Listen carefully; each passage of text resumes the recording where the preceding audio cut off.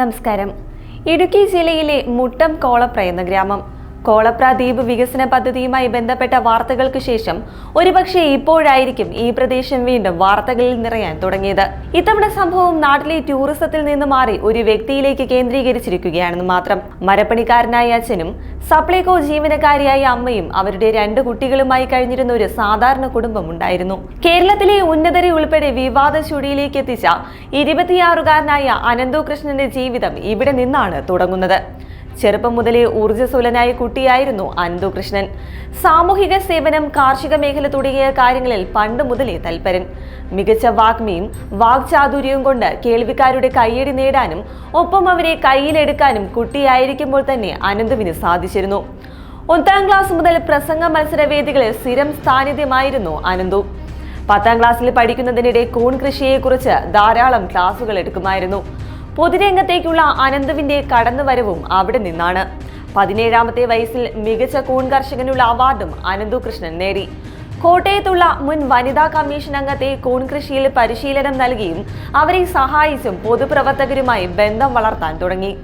Degree പഠനകാലത്തിനു ശേഷം MSWയിൽ post ഗ്രാജുവേഷന് ചേരാൻ താല്പര്യമുണ്ടായിരുന്ന അനന്തു അന്നത്തെ തൊടുപുഴ MLA ആയിരുന്ന PJ ജോസഫാണ് പഠിപ്പിച്ചത്. PGക്ക് ശേഷം പല പൊതുപ്രവർത്തകരുമായി സഹകരിച്ച പല സാമൂഹിക പ്രവർത്തനങ്ങളും ചെയ്യാൻ ആരംഭിക്കുകയും ചെയ്തു.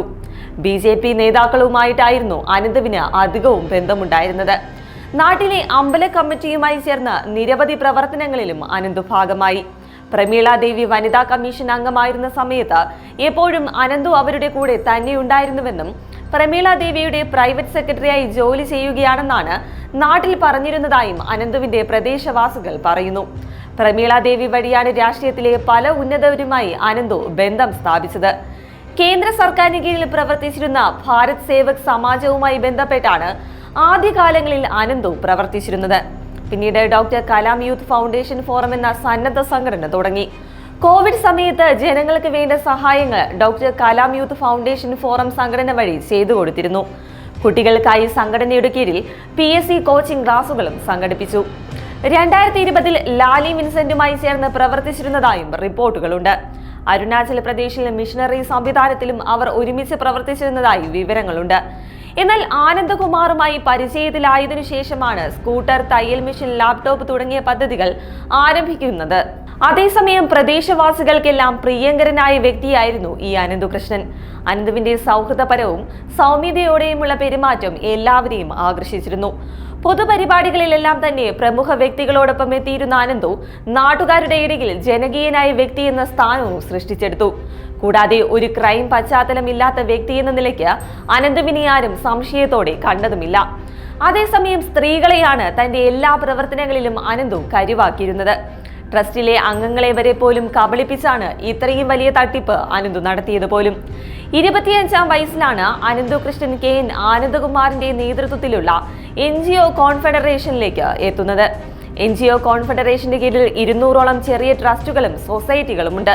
200ഓളം ചെറിയ NGOകളുടെ കൺട്രോളിംഗ് ഏജൻസിയാണ് തിരുവനന്തപുരം ആസ്ഥാനമായുള്ള NGO കോൺഫെഡറേഷൻ. ഇതിന്റെ ചെയർപേഴ്സൺ KN ആനന്ദകുമാറും നാഷണൽ കോർഡിനേറ്റർ അനന്തു കൃഷ്ണനുമാണ്.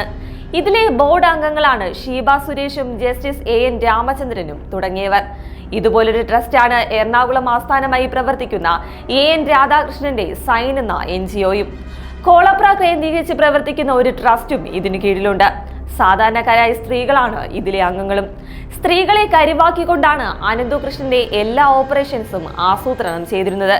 എന്നാൽ കോളപ്ര കേന്ദ്രീകരിച്ച് പ്രവർത്തിക്കുന്ന ട്രസ്റ്റിലൂടെ ഒരു തരത്തിലുള്ള പണമിടപാടും നടന്നിട്ടില്ല. ഇതിലെ അംഗങ്ങൾക്കെല്ലാം ശമ്പളം നൽകുന്നതോ അനന്തുവിന്റെ പ്രൊഫഷണൽ ഇന്നോവേഷൻ സർവീസ് എന്ന കമ്പനിയും. തുച്ഛമായ ശമ്പളമാണ് ഈ NGOയിലെ അംഗങ്ങൾക്കെല്ലാം തന്നെ ലഭിച്ചിരുന്നത്.